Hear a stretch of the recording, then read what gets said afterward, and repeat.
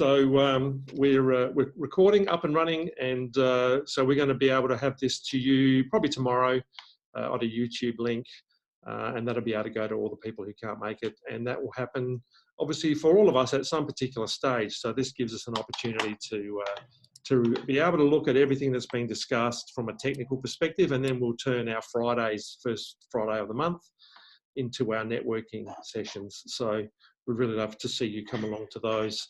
The agenda today is pretty, it's a long one, but with short sessions. Shortly, I'm going to talk about the new associates, and we'll get Lucy to give us 5 minutes on herself.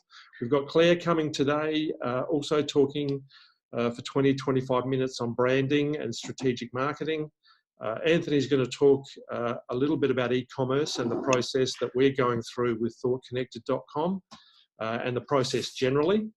I'm going to talk about a really boring subject, which is legals, because I've had the pleasure of speaking to my lawyer in the last 24 hours. Kate will talk a little bit about last night, a really successful session with Lucy and Tom on killer presentations and videoing. So we'll get Kate to talk a little bit about that.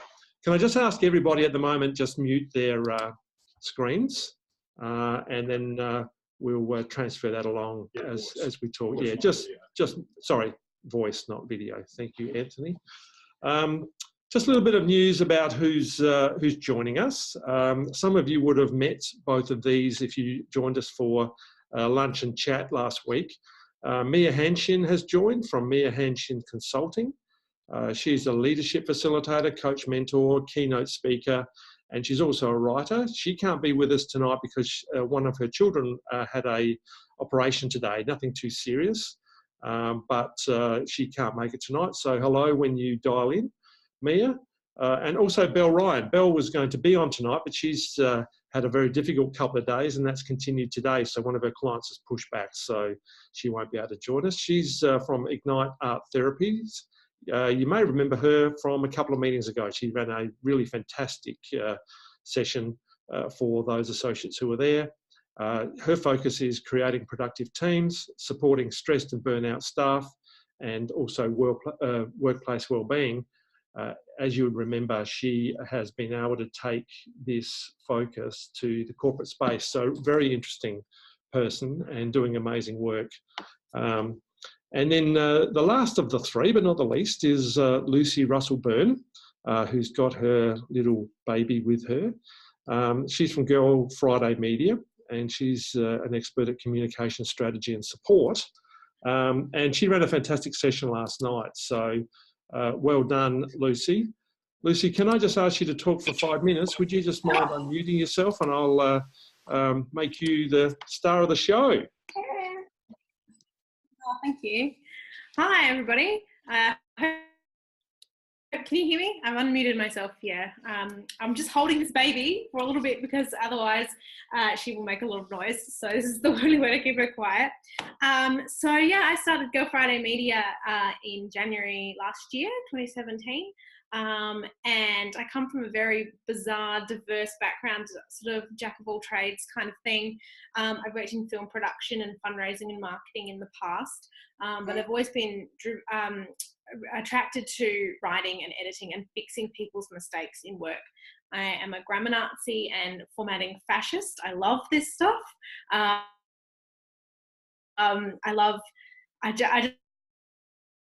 just love things look pretty and you tell your story. So that happens in a range of different ways.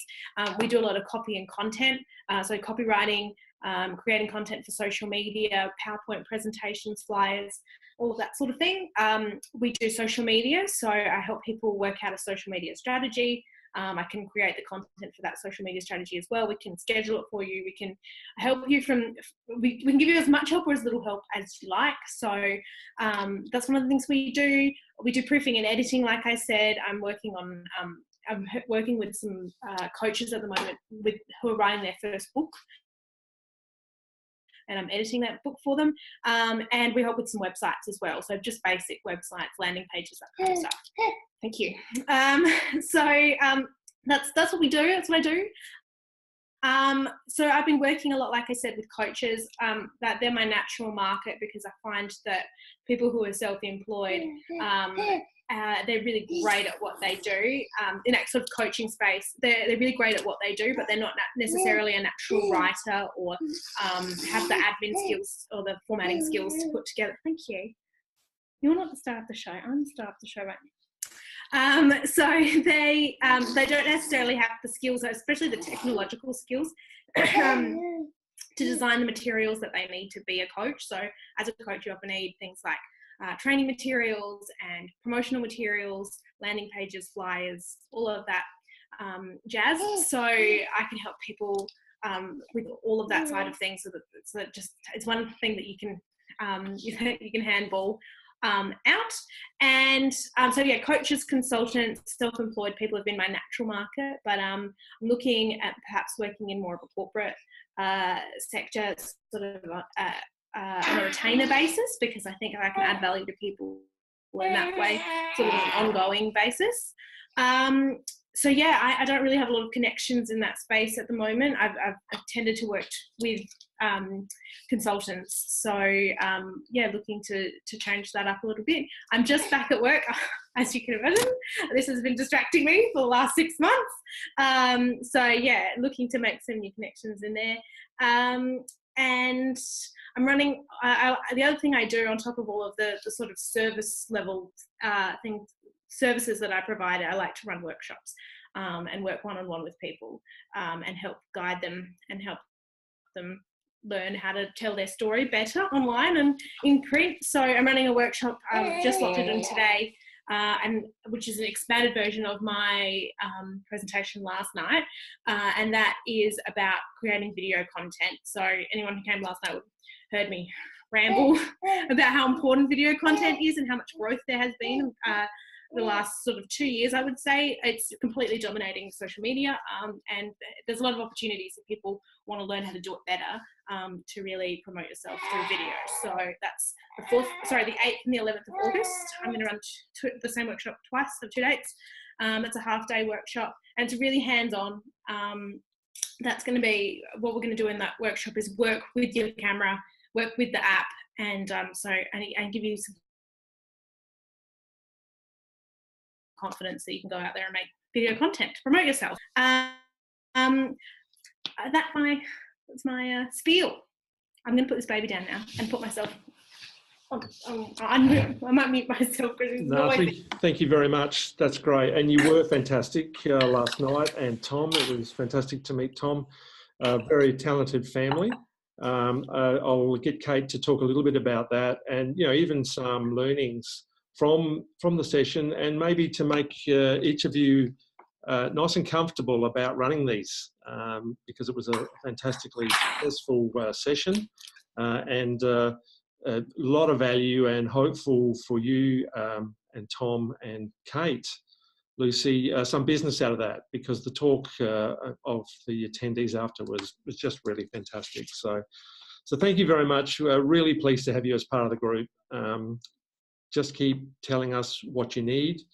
Tell the other associates what you're looking for, and introduce yourself and catch up for coffees or Zoom and go from there. And is that a glass of something? That's really very unfair, isn't it? Hey? Yes, look at him. Yeah, very good. Yeah, yeah. Welcome, Claire. We might just hand over to you now.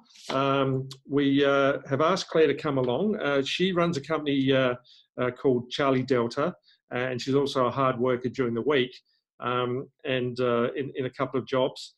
She's a strategic marketer, and I want Claire to talk a little bit today about her branding expertise and the strategic planning process, because we, in many cases, are starting to do diverse things. I know that Anthony and I are doing diverse things, and Claire has just been fantastic with her support and advice over the last week, 10 days, straightening us up, making sure that our brand is consistent, and that we're getting the right message across. So Claire, would love you to unmute, and would love to pin you and give you control of everything for us. And thank you very much for joining us.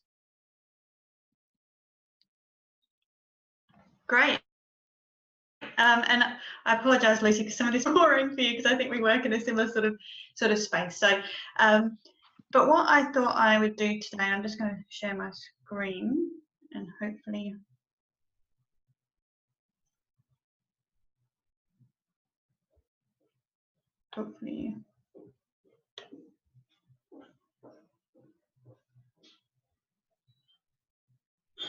Can everyone see my screen right?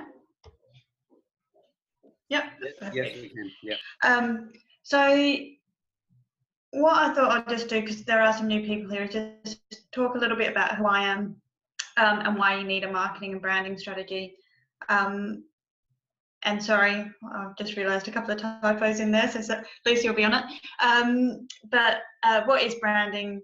And what I'm just going to run through is a bit of a case study of a brand that I've recently been working on, and the process that we got to create that brand and seeing it in action. So hopefully that will give some practical tips for you guys, depending on where you are in your journey of creating a brand as well.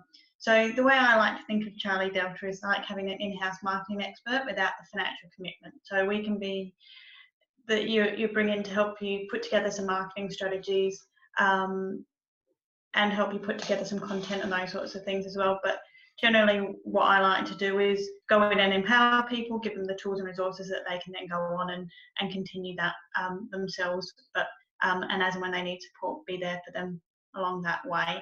And lots of organisations have in-house marketing, but don't necessarily have the time to do everything they want or to do it well. So that's again where we can come in. My natural fit is in the non-profit charity sector, but I am trying to get out of that zone a little bit as well. So happy to work directly with any of the consultants that need help too. And sometimes that's just a matter of having a coffee and talking things through a little bit. And sometimes you just need a second pair of eyes on something that you're working on and working on a bit too long, to get that fresh perspective. So, and I'm a big believer in that practical advice to be able to give you the tools and a toolkit to be able to go on and deliver the results you need. So these are some definitions that I quite like about what is a brand. So a promise to a buyer about the kind of product or experience they're purchasing and how they'll feel when they use it. So basically your identity that you're putting out there, your logo, your fact sheets, your website, what is that a promise to do? And that might be, you might not have any of those things, it might just be your face-to-face meetings, but what are you implicitly promising to be doing? The other one that I quite like is a strong brand serves as a shorthand for decision makers. So it gives people a quick way of figuring out who you are and what you do in order to make that decision and whether they're going to decide to use your product or service. And if you do want, I feel it's a bit funny talking on Zoom because there's no interaction really. But if you do have questions, feel free to unmute yourself. I'm eating chocolate. Perfect. Because you're in Bali as well. Oh, damn. So what I just also wanted to talk to a little bit is that a brand is more than just a logo. And I'm sure a lot of you know this already, but I really liked this diagram because I thought it was a really simple way of showing all the elements that come together to form a brand. And often what people think of their branding is when it's starting to be applied, so when you start to see it in your website, in your brochures and those sorts of things. But you should really be starting from that outside in. So looking at what your mission, your vision and what you stand for is, your brand story, like Lucy was talking about. So figuring out what that story is, and then figuring out, well, how do you represent that? So a logo is one way, but the colours you use, the tone of voice that you use in your literature and your emails, even your typography, so with the fonts you choose, the imagery you use, what you wear when you go to a meeting. So all of those things start to form what your brand is, and then you can start to apply those into a whole range of different things. So what I thought I'd do is, this is, like I said, a project that I've been living and breathing for a little while, which is the Rosemary Bryant Foundation. So this is a brand new organisation. We've only just launched in market in the last month or so and had a couple of big events. But basically no one knows who we are. So it was when I started this role, they didn't have a logo. They barely really knew what they were doing, except that they knew they wanted to fund nursing and midwifery research, but they hadn't really, and they had a name, but that was it. So the first thing we had to do was figure out, well, who is this organisation and what do we stand for? So to do that, we had a strategy session. So we were fortunate that I had a board of people that I could pull in and workshop some of those things with. We actually decided to get an external facilitator so I could be an active participant and not lead the discussion too much, but also have that marketing voice. But for you, if you were doing this, I'd probably get together even a couple of friends and family members, just I guess a cohort of 4 or 5 people that you could work through some of your ideas and thoughts to start to figure out what you stand for. So from this strategy session, what we wanted to get out of it is we set some really clear goals of we wanted to figure out, be able to clearly articulate our vision and our mission and also our values. And once we had that, we felt we had a pretty good foundation to figure out, well, if we get a designer in to do our logo, or we have something to tell them what we want that to symbolise. So we did this in half a day, which is actually quite efficient. Sometimes those sessions can go on what feels like days. But again, if you're quite focused and you don't go off on tangents, and you can get to a result pretty quickly. So for us, ours was all Australians receive the best possible nursing and midwifery care. And we do that through improving health outcomes for all Australians through nursing and midwifery research. I won't go through all our values, but we got to a really good point where we felt we knew what we stood for as an organisation and we had consensus with that. And that gave us enough to really start to articulate who we were and start to brief a designer. And it's funny, these things just started to build. So from our mission and vision, you'll start to see we've got a couple of key messages that we now use in all our materials. And again, these were sent to the logo designer. But now we have these key messages. It's something that we can copy and paste or tweak. They can see voice. And it's also something that helps to keep you honest sometimes, when you can go off on tangents a little bit with your organisation. So it can be kind of a bit of a rudder for you to stay true to course too. So I won't read these out loud, but the idea was that we had a couple of strong key messages and then some supporting messages as well. So that I guess a bit more substance behind that. So again, if you started to look at the website for the Rosemary Bryant Foundation, you looked at any flyers, you looked at our emails, there might be some of these things not written exactly the same, but the themes are there. Even our social media will have things about history on there, the evolution of nursing, and they all come back to these key messages. So what we were also doing as part of that strategy session is thinking about who our key stakeholders were. So who we wanted to talk to, not just who we were selling to, but who we had to engage in order to be successful, and how we wanted to be perceived by those groups. So for me, I personally split them into primary and secondary. So the ones that were super important to us and that we really wanted to talk, that we would work with directly, and then some others that we weren't going to work with directly but still needed to be in the back of our mind as we were doing work and building the brand and the organisation. And then we started to get a bit more narrow. So this is where we started to look at, so if you look at our stakeholders, there's a bit of, it's the whole world, but when we started to look at who are our key target audiences in terms of not just who we need to be friends with, but who are we talking to mainly, this is where it started to be a bit more narrow. Was there a question or just a malfunction? So this is where we started to look at, well, We want to talk to nurses and midwives, but who are nurses and midwives? So then we started to nut that out a little bit more in detail. People connected to the healthcare system, but what does that mean? So health professionals, and then related organisations and groups to nurses and midwives. So you can see from that really simple, well, not always simple, but that starting point of figuring out, well, what do we stand for? You can start to figure out, well, who do we need to talk to and how do we want to be seen by each of these groups? And this is all before we had a logo.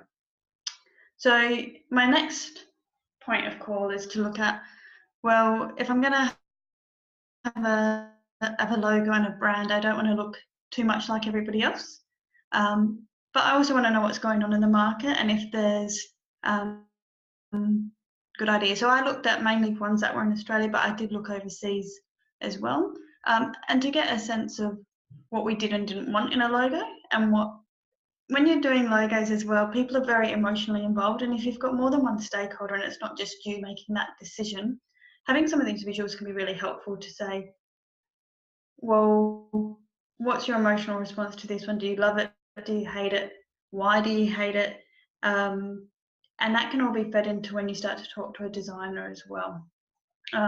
Because you want to make sure when you are engaging a designer and you're paying good money, and even if you're going on 99 Designs or Fiverr, it's still your money, and you want to make sure the better you can get that brief, the more likely you're going to get a good result and one that you're happy with, and you won't want to go back and change it. So it saves you money in the long run doing some of this work up front, and then you start to feel like you really own that logo when it does come out. So then, yeah, we started to say, well, these are the logos we like.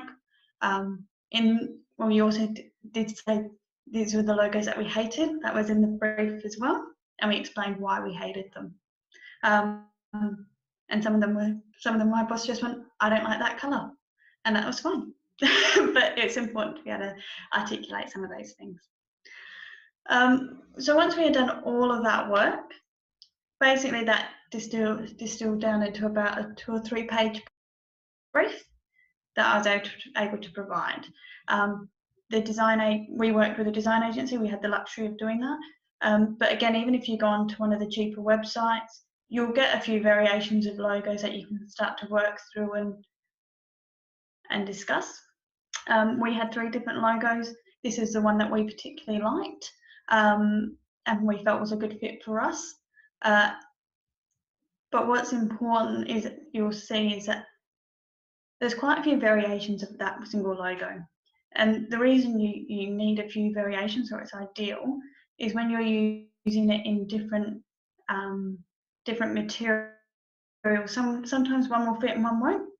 And it's as simple as that. So the design of the materials, you might go, oh, well, if I do a pull-up banner, then this vertical one might look a lot better than the other one, and I might be able to get more exposure for my brand. So sometimes it's just simple logistics, but the more logos, a few variations makes your life a lot easier. And what's important is to test your logos in a few different formats as well. So what does it look like if I put it over a picture? Sometimes you'll never want to do that, and you'll have rules about not putting it over a picture.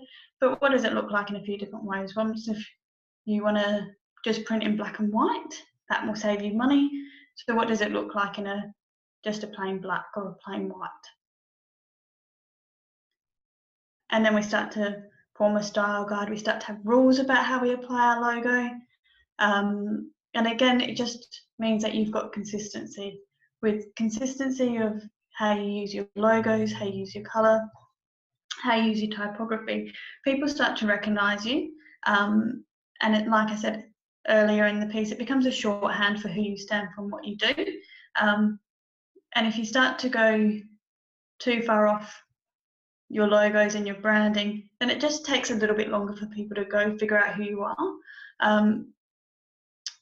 Colour palette, typefaces, so all those basic things. We also started to think about what imagery we wanted to use and to have some general guidelines for that as well. So that for us, it's all about aspirational, positive imagery about nursing, not about the dark, gloomy side, which also can go hand in hand with it as well. And again, it's always about being able to tell your logo story. So again, you can live and breathe it, and how it starts to get applied in a whole range of different ways. So testing that it's going to work in a PowerPoint slide, in business cards, on merchandise, in social media, and how it looks in different ways, to make sure that you don't end up with something that you think, oh, well, it doesn't work as a tile on Facebook. Now what am I going to do? I'm going to have to try and hack it. Now my Facebook looks really different to everything else I do. So it's just trying to think ahead a little bit as well.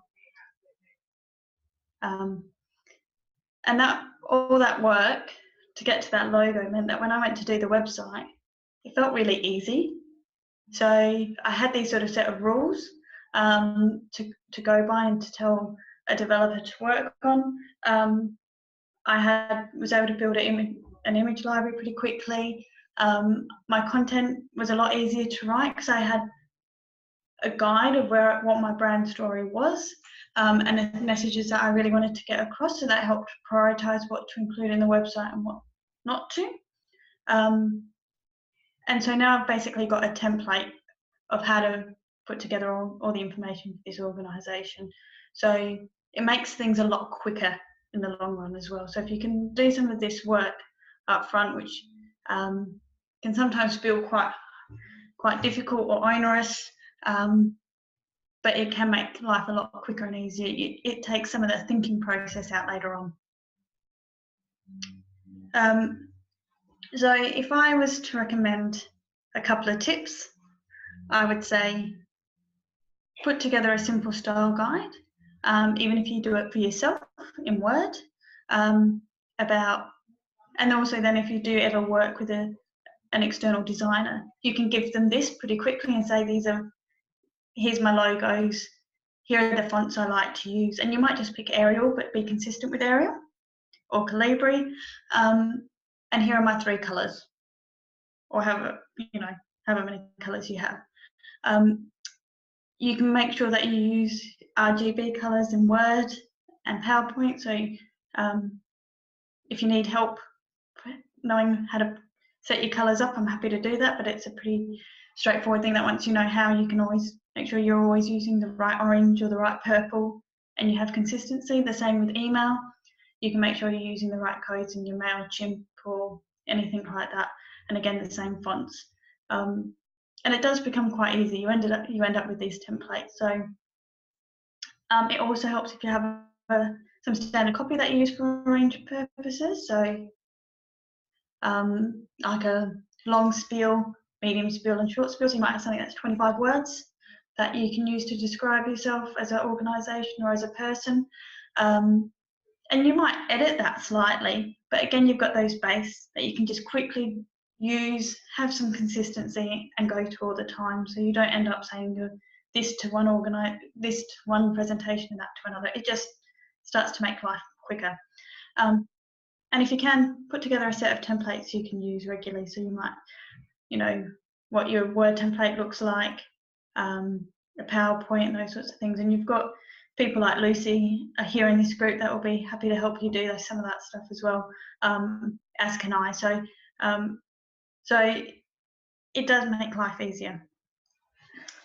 And I won't talk for much longer, but one of the things I just wanted to talk to as well was, no one here has infinite amount of time. Everybody here wants to make sure that the time that you are spending in work, you're getting paid for.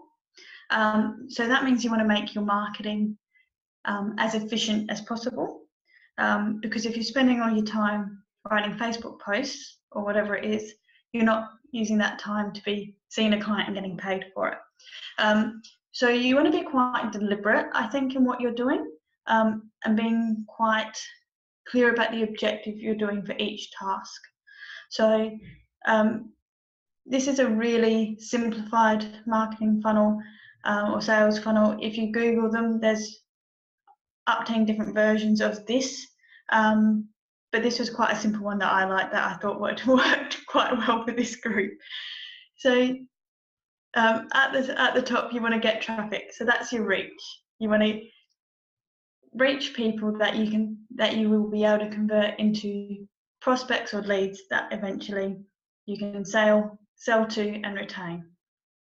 So in order to get traffic, that might be where you're doing the e-reports, webinars, your newsletters that you do, the social media posts, media release. So that's kind of your wider net.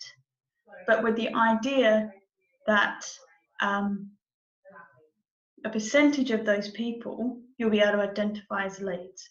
So again, you want to be quite deliberate that when you're doing that, you're still doing it to either build credibility, but you also want to be doing it with the aim of getting leads. And you know that some of that's not going to work, and you're not going to convert all those people, but the end game is to get sales. So making sure that when you are doing those things, you're fishing in water. You're fishing in waters where there are fish. So once you're in the leads area, you're seeking, basically people are seeking a demonstration of your expertise or results, and they're starting to compare you to others. So this is where you might be starting to be a bit more narrow in your focus. So you'll have things like webinars, testimonials, videos as we spoke to, but it could be also phone calls, depending on your sales technique. So marketing doesn't have to all be social media and online. It's a really powerful tool, but for you might find events, phone calls, I guess the shoe leather approach might work better for you, and that's fine. Once you're at the getting sales point, essentially, in theory, people are already ready to say yes to you. You're just there to reinforce that they're making the right decision. So that might be where you're starting to have your face-to-face meetings. You're starting to be at that conversion point where you're trying to close the sale. And it might be attending an event where you're doing that. And then obviously you want to retain those people and hopefully also turn them into advocates. So that's, you might start to ask them to provide a testimonial to be able to help with your getting sales and getting leads section of this. So, but what I would try and do, and this is how I set up my marketing, is to set some pretty clear goals against each of these. And you might tweak things as you go. This may or may not feel right to you. But you should, I'm guessing most of you would have some sort of sense about how many hours you can bill each week or each month, how many clients you need to be able to do that. So from there you can work backwards to say, well, ideally I'll have 5 regular clients, or on average a client will stay with me for 3 months.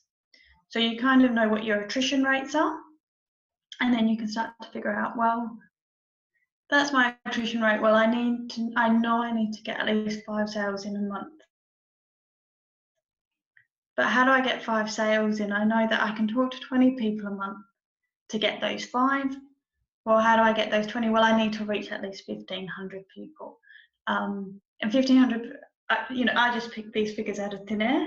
But 1,500 people sounds like a lot, but if you've got a decent LinkedIn account, you've got a few social media posts, you might be doing some emails, those sorts of things. But for me, I think I always find working backwards works quite well, and then you can set yourself some pretty clear goals. Well, all right, 1,500 people, how do I break that down?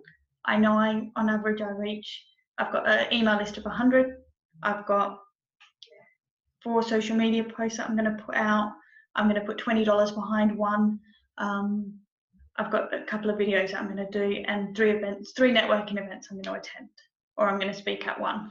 But it gives you some sort of base to set those targets up for yourself and figure out, well, how are you going to reach those people? And you can tweak that to go, well, actually, I only need to talk to 30 people to get 3 leads. I don't know what it is. So you'll start to feel what's right for you. But if you're anything like me, having some structure and some goals can can help you. And that's me done. I was trying to keep it fairly short and sweet. Thank you very much, Claire. That's excellent, and reinforced. It will be reinforced by Anthony when he talks shortly about what we're doing. So as a live example of what you're talking about. So it's always good to see that advice from someone with your expertise reinforces what we're doing, Anthony. So so that's good news. Can we just have the screen back, Claire, if that's okay? And great. And then we can. If there are people who have got some questions, you've got 5 minutes. If you want to have some questions, by all means, unmute and fire away.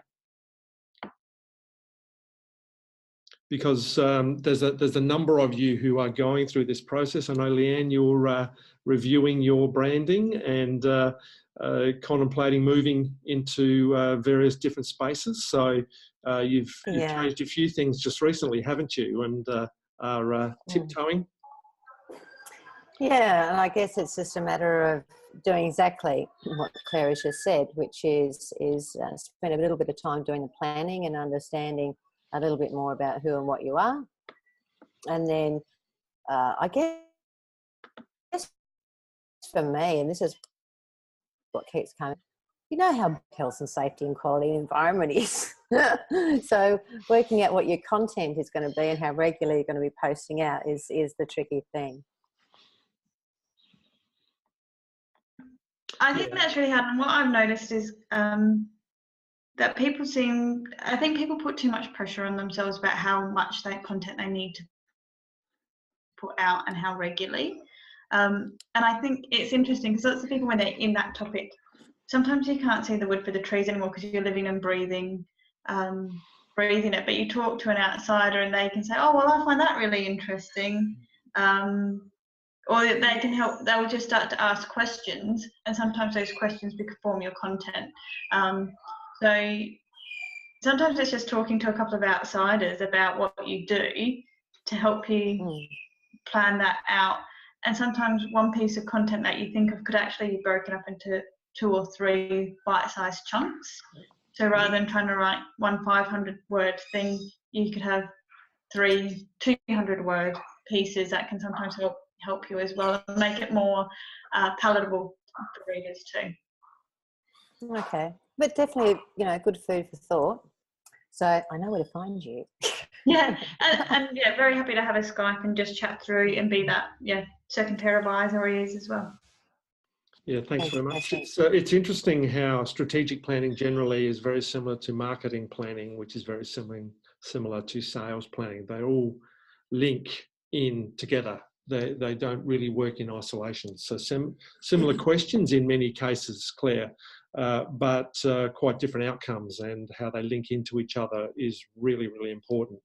And a lot of the things you talk about, I talked about from a sales perspective and a pricing perspective and so on. So you're starting to see consistent themes.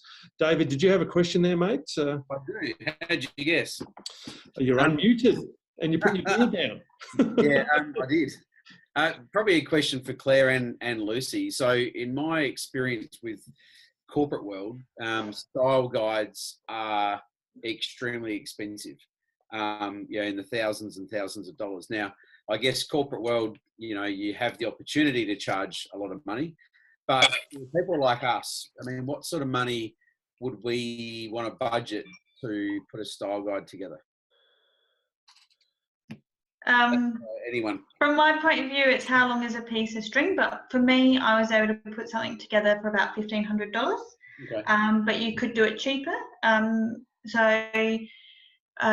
Sometimes it's just finding somebody that you trust. Sometimes going the cheapest route isn't always the best. Yeah. But I think even if you start from a small base of going, these are my fonts, these are my colors, and this is how I'm going to use my brand and a general guide for imagery, you might not be able to design your logo, but you might be able to, and anyone who put together your logo for you, you should be able to ask them to give you a basic one-page style guide as part of that, and they shouldn't charge you a huge amount unless they're just maybe the wrong designer for you, I think. I don't know, what's your experience, Lucy? Yeah, I would agree. I think there's a huge spectrum in terms of designers, and depending on your point. So you do get what you pay for. But there is a lot of scope out there to work with people from totally different ends of the spectrum. But yeah, $1,500 sounds pretty good to me if you're starting from scratch. But it depends what you want to do. If you've got an existing logo and you just want to create some guidelines around it, then it wouldn't cost you that sort of money. Yeah. I made the mistake a couple of years ago of using, I say mistake, I used Freelancer. And the mistake was that I'd rather have a face-to-face relationship with someone where I can sit down and have the conversation. I found that style of getting a logo designed extremely frustrating and quite stressful. I ended up having 2,000 logos to review over 14 days, and it was ridiculous. And there was arguments between designers and things like that. So what I got, I was happy with, and I've got fonts and I've got colours, but I guess to then go back and revisit that for me is kind of like tick that box, been there, done that, won't ever do it again. I'd rather spend more money and have a face-to-face conversation with someone to bring that to life. And I guess having been in corporate branding before with, large alcohol companies and things like that, I have a good understanding of where brand guidelines and style guides are absolutely critical, so that as you grow as a business, people don't stuff up where your brand looks and feels. So, I mean, Claire, everything you were talking about in the message and the voice and that level of consistency, I guess for all of us, whether we're a small business or a growing business, is really critical. So that's good to know. Thank you, guys. No, great. And look, it's all evolution as well. You have to do what you can afford to do at that particular time of your business, but it's also about being reminded of it regularly and understanding that you need to continually rejig what you're doing and do another version of what's going on. And I think and if I can, sorry, John, if I can just add as well, I think, take advantage of the fact you are in this group. So there'll be people, like learn from David that, that wasn't a great experience for him, but, people like Lucy and I will know designers and designers at different price points, I'm guessing, that you can learn from our mistakes to say they were good, they weren't good, here's a local person, here's my experience doing this. And I'm guessing most people here have a logo of some sort, so they've got a story to tell. So use this group to ask people who they've used and who they would recommend, and learn from each other's mistakes as well, because designers, there's good ones and there's bad ones. And so, you can learn from people who've used a few and get a good one. And there's ones at all different price points. Yeah. Can I just add too as well? I found that people talking about their logo in the process of developing a new logo is incredibly personal. And I've had experiences with people, and they're really attached to it, and they see it as a representation of themselves, especially if they're sole traders or working on their own. So talking to somebody who knows a number of designers might help, because they'll be able to put you in touch with the right person, because it can be a really, even a confronting kind of experience. Yeah. No, thank you. Sorry, Claire. Yep. Just to add to the same, that's okay. To add to the conversation, we have just been through a process of branding, creating a logo, the style guide, the whole thing. And I support what some of the members said, that to choose a good one is a good idea. The whole experience for us was just positive, smooth, wonderful. The way they captured what we wanted, came up with a logo, did the branding, did these styles. So if you get someone professional, it is really worth your while. Yeah, thanks. And look, it is particularly personal. I agree with you, Lucy.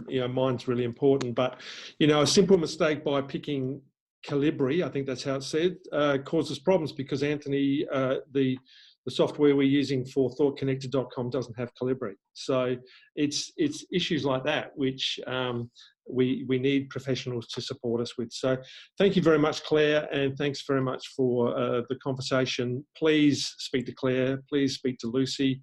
Anthony, Steve Holmes also does a lot of this work. So there's lots of people with lots of opinions.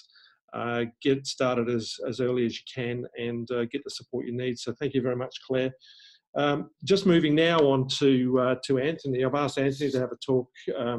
Really, it is a great segue, Anthony, funnily enough, with that really neat little inverted triangle.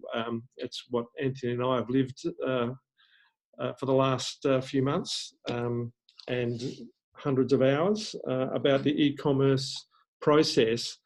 It's just worthwhile going through it in some depth, so you guys can understand a little bit about what's going on behind the scenes, and that will give you a lot more confidence about what's going on, and some general discussion in relation to that. So, thank you very much, Anthony. I will pin you, and you can go for it.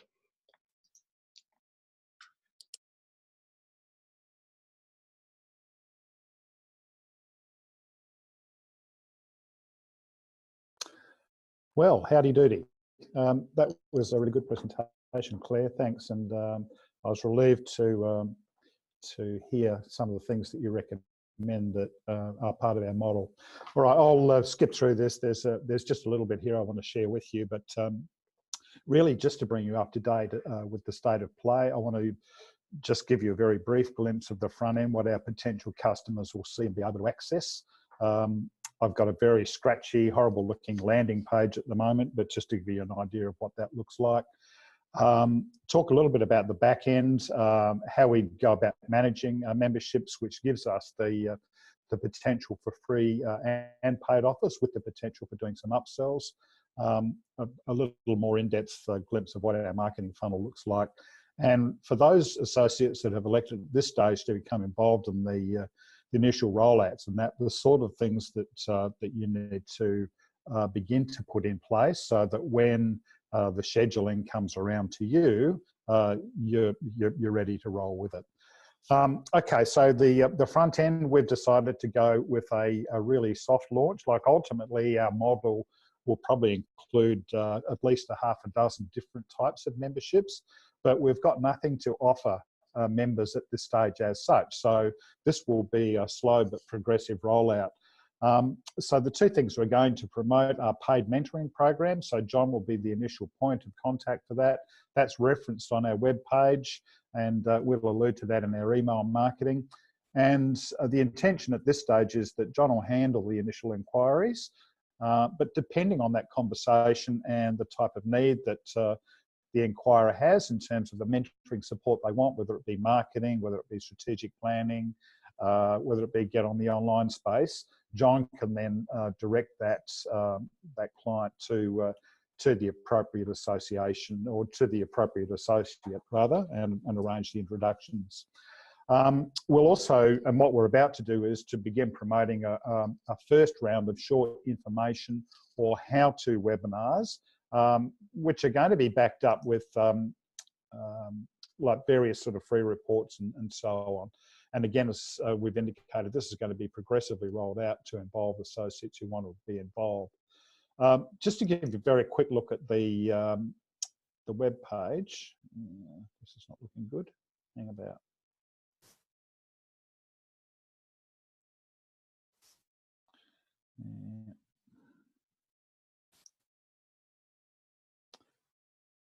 Having a little trouble here.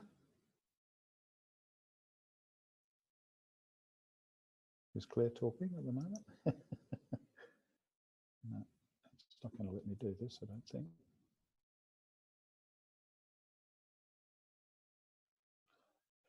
If you go to ThoughtConnected.com.au and look at the member area, you'll have a, that's not my screen sharing, it's actually paused, so I don't know why that is.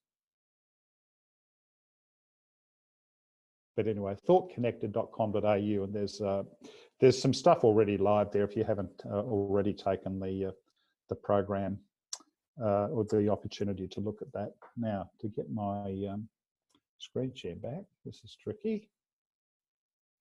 I'll stop share and I'll start again. There we go.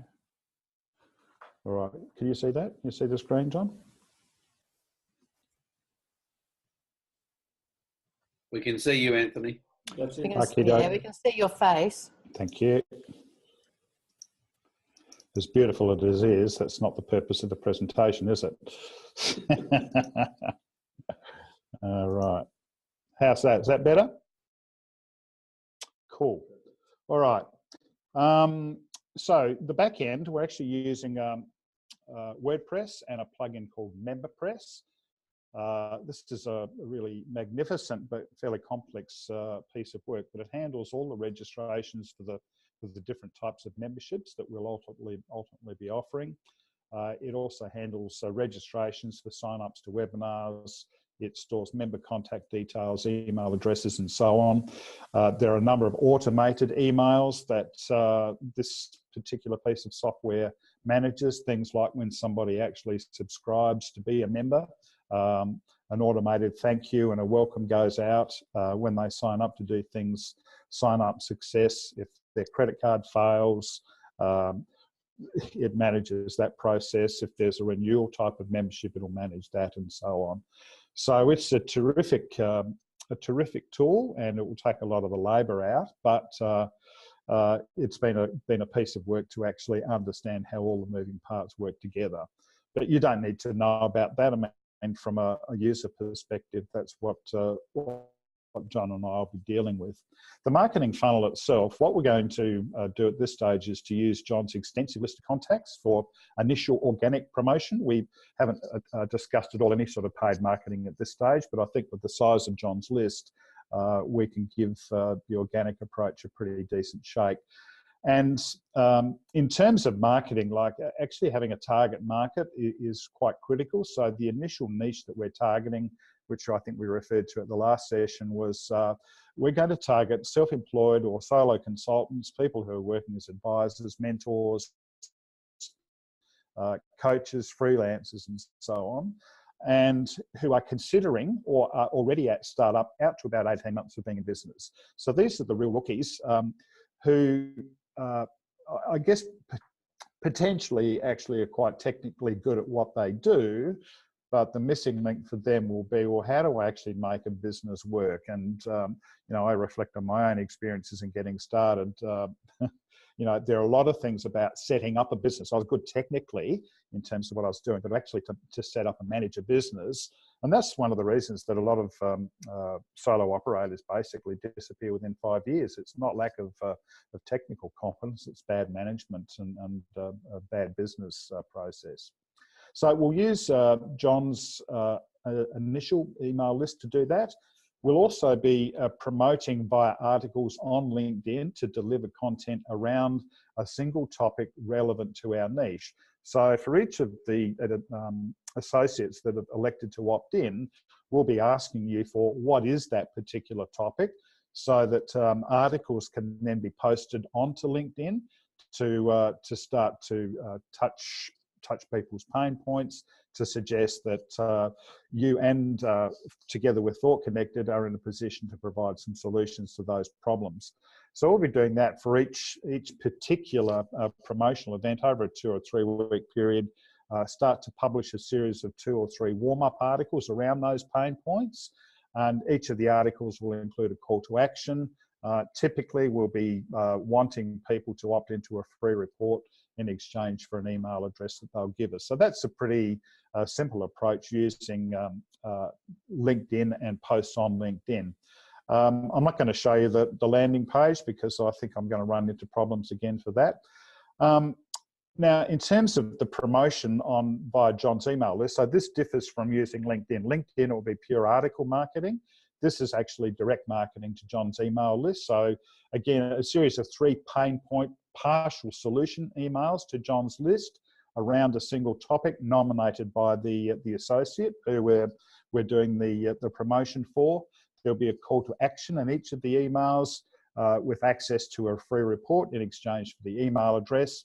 And the final 2 pain point emails in this series of 3, in addition to the free report, indicating to people to register for a free live webinar. So part of the email message will be, if any of this resonates and you'd like to get more information, meet our associate who's going to talk in a little bit more depth on our free webinar. And again, the aim here is to actually gather emails And we're using an autoresponder called Aweber to actually keep those emails for people that opt in so that we can continue to promote.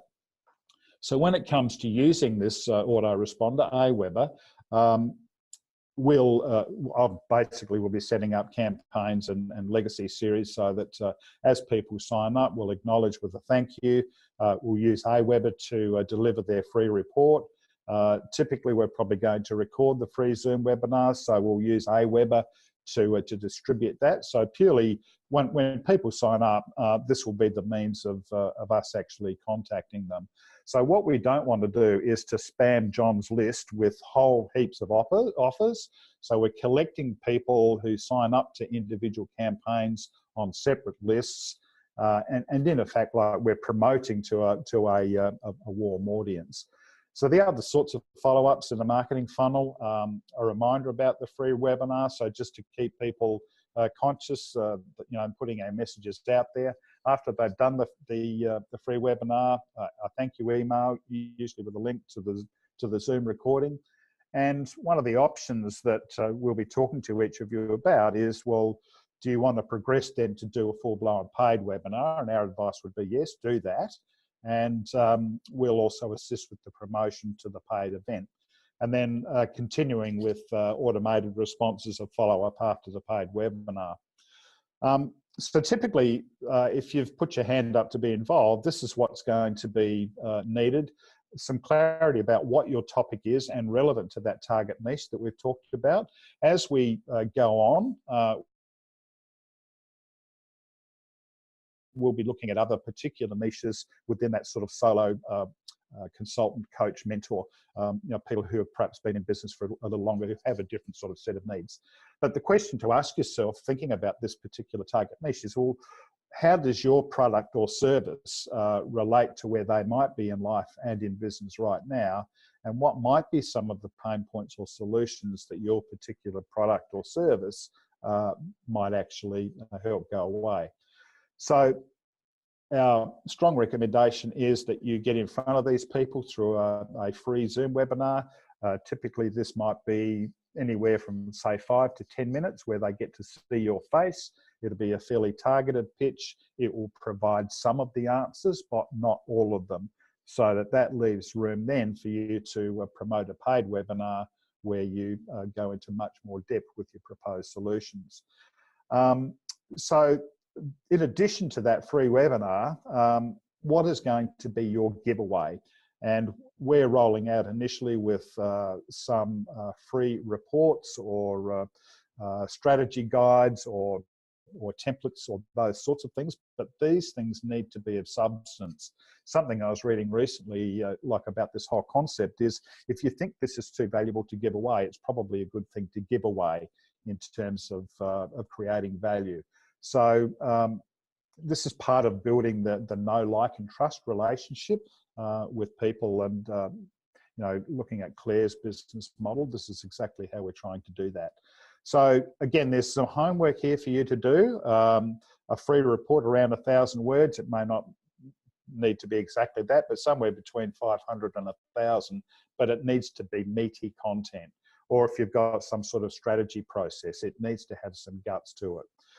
So you need to prepare also the content for and to deliver a paid webinar, if indeed that's what you actually want to do. Some other factors, the free article, the free stuff would need to be delivered to us well in advance so that we can think about the branding. So the formatting and the visual presentation of these sorts of things is actually quite important to the image of Thought Connected. Obviously, your free and paid webinars are opportunities to promote a more extended range of your service offerings. So, when you're doing your free and paid webinars, you would be crazy if you didn't have some sort of promotion or promotional offer to other things that you can do. Again, we can talk to you about those sorts of things as things roll through. So yeah, what will those additional offerings be, and in what format will you provide it? And of course, we can assist with the strategy for scheduling and promotion. So a summary of the process, just to wrap things up, on LinkedIn, this is typically by John and his presence on LinkedIn, some warm-up articles on a topic.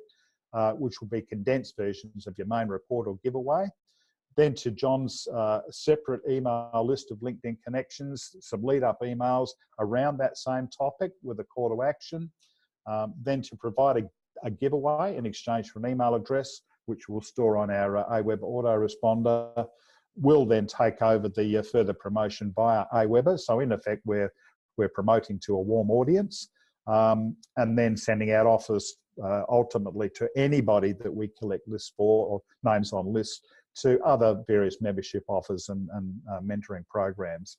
So that, you know, we're building ultimately a warm, targeted client base where we have the potential to continue to market to them, which again, referring to Claire's model, is about retaining people that have utilised some of our services.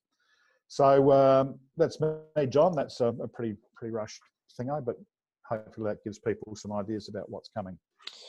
Thank you. Yeah, beautifully, simply complex this process is, and it's really exciting. And we will be speaking to you at length through this process. So don't get too concerned. I was very interested and very keen for Anthony to talk about the whole process and what's involved, and to give a bit of an idea of what's going to be required from you. But we'll be working through this. Tomorrow we're going to finalise the draft rollout for the associates who have put their hands up. And if you haven't and you still want to, by all means, please drop us a note. And we will then step you through each of the processes. So was there a quick question, Kate, that you had? You've unmuted yourself. I had two things to say. Is it possible to put a to-do list in the Facebook group so that we can just go and check on what we're up to? And the second one is I appreciate having some written giveaways that you can put into an ebook, but in light of the message that we sent out yesterday, which is that video, particularly square video, is king, is there options for us to also use video as a form of freebie giveaways? I'll unmute. Yeah, absolutely, Kate. So again, like if you're going to promote like a free webinar or something like that as your giveaway, yeah, that's great value. No problem. I guess I'm just why we've provided those other options is not everybody is necessarily going to be all that confident in doing a webinar. So this might be a way of easing into that. Yeah, but yeah, definitely, no problem. And I think this is part of the consultation process that we go into with each of the associates. What do you feel comfortable doing? What sort of support do you need in like putting the whole package together, and then you know, agreeing on some sort of format that works for everybody. And that, thanks, Kate. And it may well be what you get out of this is that you have the comfort that you want to fly yourself. That's great. But you may want to use us, and we'll help you through that process as well. So, so thanks very much, Anthony. We might just move on to a couple of boring bits that I have to talk about, which is your professional indemnity, your public liability, and all those sorts of things need to be looked at again. I had the pleasure of speaking to my lawyer yesterday, which cost me money, and a lot of really interesting things raised in relation to privacy. If you are dealing offshore, Anna Lee and a couple of us have been talking at great length about the UK and Europe and what's happening with privacy in those areas. So it's a good opportunity to speak to your professional indemnity and public liability underwriters just to make sure that everything is on spot there, or talk to your lawyer about making sure that everything's fine. And go from there. So just a little bit of a warning, I suppose, after yesterday's chat with the legal fraternity. So thanks, mate. I'll just unfocus you. Hey, that might help, mightn't it? Let me just move you a little bit. And oops, you're in a bad position. There you go. That's better. I'll switch to active speaker. And so any questions on any of that, just let me know. Just give us a call if you've got concerns, or give Anthony or myself a call. And it doesn't take much for us to hop on Zoom and to make you feel comfortable about the process we're going through. If you need a little bit more time, we just move you around. Nothing's in concrete. It's got to be done at your own time. Look, we probably would have liked to have got this up and running a couple of weeks ago, but things get in the way, like legals and technology and etc. So Kate, finally, before we finish tonight, I'd just like you to just give us a quick overview of how you went last night and maybe what some of the key learnings were for those of us who might like to have a crack at doing this at Intersect. I'm really keen to support each of the associates where it's applicable to do something like what Kate did. So hopefully what Lucy, Kate and Tom did last night might give you some confidence to have a crack yourselves. Thank you, Kate. Thank you. Thank you, John, for the opportunity to present last night. We did a bit of a three-hander. So Lucy presented her content but used me as a guinea pig. And I have to say that I need to improve my video skills.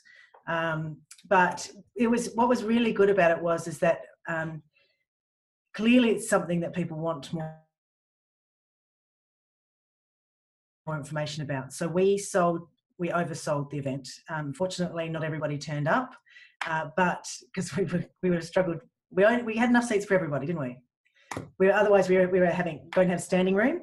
I think one of the key learnings would probably be we needed a follow-up email because some people forgot, and I think we would have helped if we'd sent something out and just that was just a note to self to do that. But what the topic, I think topic is really important. I think that if you're going to get people to come out after work, you've got to provide them with something that they're going to get some real value. And I think that what Lucy put together last night provided that. She spoke for about 45 minutes and she answered people's questions. There was somebody there who took 4 pages of notes. And I think by being generous with the information that we share, people go away thinking that they've received some real value, but then when they go away and try and do it themselves, they'll probably come back and say, can you help me? So we need to be generous, to give stuff away. But what was so good about the way Lucy presented it was the information was really useful, but she didn't get bogged down in too much detail. So some of it was incredibly practical stuff, like should you shoot in portrait or landscape, which is very quick and easy. But then if you want to edit that she said you just go on Google and access the apps to be able to edit that yourself. So there's a whole range of ways you do that. But I do think the key learnings is provide information that people really value, and then you'll get people coming, which is really good. Be generous. Don't go over 45 minutes. I think the timing, we couldn't, half an hour to 45 minutes is tops. And I think we as a group got credit because we're doing something different and we're supporting people who are thinking about going into business themselves. So there was this so I got the associates in the room to just identify themselves so other people could see that we are a group. So there's that opportunity to sell our businesses broader than just us, but whoever else is in the room. And I think that you just provide food and drinks. I do think that givers gain. That if you're generous and you give away stuff, you'll get it back in bucket loads. And at the end of the night, the feedback was fantastic. And people were coming up and saying, I'm going to try it. I'm going to try video, because they've been scared of it before. And suddenly it didn't seem so scary or daunting. It just, because it had been demystified. And I think that was really powerful too. So I'd be interested in anybody else's comments, but I think that's how it went. Yeah, thanks. You took a video. Is that going to be socialised? I know Leanne was very interested in seeing that. Did that come out okay? We haven't finalised that yet, but we'll get Tom to edit that. Yeah, no worries, because I know Leanne was keen. Yeah, I think we'll do the key points. I don't think we'll just make it a 45-minute video, because I think that would be interesting. Agree. But we will work on that. So we captured it on 2 devices so that we can edit into something a bit more interesting than a static as well. So it's a really neat environment here. Those of you who have taken the opportunity to run a function at Intersect, it was done really inexpensively last night, but really professionally. There wasn't the need to, from our experiences, to spend $300 on cheese platters. What happened was that Lucy did a fantastic one herself. We provide lots and lots of drinks, but very few people will drink them. But again, it's all about the perception of being a professional organisation and stuff like that. So I've talked to each of you individually about what we can do for you there. So we'd love to support you as much as we can. So thanks very much. Finally, time has moved on. Thank you very much for all those who have come along, and for those who will listen in due course. Our next key date is Friday, the 3rd of August at 1 p.m, where we will actually get together face to face and have the chance to talk and mingle and discuss how things are going. The lunch with Chad have been really, really great. Some fantastic conversations and getting to know your work done. And we can go from there. So any questions, let me know. Any comments or views about the way these meetings should go would be really much appreciated. But really keen to give this a good go to be certainly a lot better way to disseminate information that comes on board. So thank you for dialing in. And as usual, thank you very much for being so supportive of ThoughtConnect and myself. So we will see you later, guys. Hey, John. Yes, Leanne. I was just going to say Joe. thanks. Thanks so much for running these meetings via Zoom, because very last minute I found out that I'm on mummy duty this evening. So I'm actually watching the Octonauts and looking after my daughter at the same time. So it's a really amazing way of being able to juggle home life and work life. Well, Lucy, you missed Lucy's baby, so that was at the very beginning. Oh, so, yeah. So, Lucy, you better go and grab her again. So, no. No, well, it's to try and be as, easy to get along with and easy to deal with as we possibly can. So, but again, not discounting the fact that we need to get together and we need to talk to each other and talk about what's going on in our lives face to face. So, Leanne. I just want to say this is particularly helpful for me because I'm so far away. Yes, absolutely. So I appreciate this process, and to know that I have access to some online material in my own time is absolutely fantastic, because I don't always have interconnectivity through technology. Because, for example, we go to Lombok, I think they've still got hamsters in wheels sort of making the electricity. Okay. No worries. It's great to actually have you in a meeting, and so it's one of the other massive advantages. So that's fantastic. Thank you very much, guys. We will see you hopefully on the 3rd. Okay. Thank you. Bye.